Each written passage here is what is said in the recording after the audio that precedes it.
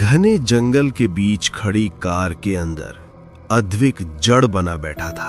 पीछे की सीट पर नीली साड़ी वाली लड़की और बाहर सड़क पर उसका हमशक्ल, दोनों की मौजूदगी ने उसके दिमाग को सुन्न कर दिया था। कार का इंजन चालू था, लेकिन जैसे वो किसी अदृश्य पकड़ में फंसी हो, हिल नहीं रही थी। चारों तरफ पेड़ों से आती फुसफुसाहटें गूंज रही थीं, जिनमें उसका नाम बार बार दोहराया जा रहा था। अद्विक ने धीरे से दरवाजे की ओर देखा, लेकिन बाहर खड़ा उसका हमशक्ल उसकी हर हरकत पर नजर रखे मुस्कुरा रहा था। उसकी आंखों में अजीब सी चमक थी, जैसे वो पहले से जानता हो कि आगे क्या होने वाला है। पीछे से लड़की की ठंडी सांस उसकी गर्दन को छू रही थी। उसकी मौजूदगी किसी अंधेरे की तरह थी, जो धीरे धीरे अद्विक को घेर रहा था। कार के शीशों पर अचानक किसी ने उंगलियों से थपथपाया। अद्विक ने डरते डरते देखा, वो हमशक्ल झुककर सामने की खिड़की से उसे देख रहा था। उसके होंठ हिले, लेकिन आवाज बाहर नहीं आई। फिर भी अद्विक को साफ महसूस हुआ कि वो कह रहा है, तुम्हारी जगह अब मेरी है। उसी पल रेडियो अपने आप चालू हो गया।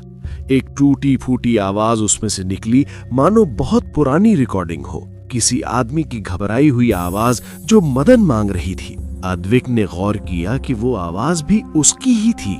ऐसा लग रहा था जैसे जंगल ने उसके हर पल को कहीं कैद कर लिया हो और अब उसे उसी के खिलाफ इस्तेमाल कर रहा हो।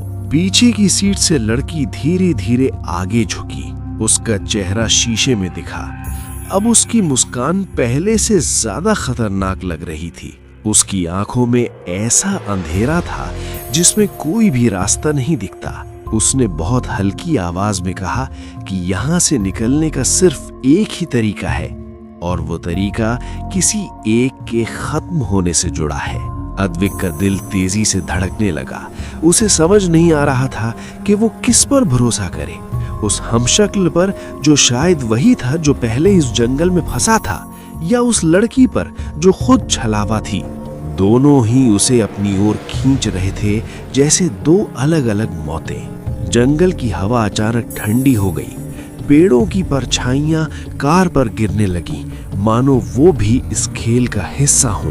अद्विक को लगा कि समय रुक गया है और वो किसी ऐसी जगह खड़ा है जहां हर फैसला हमेशा के लिए बदल जाता है।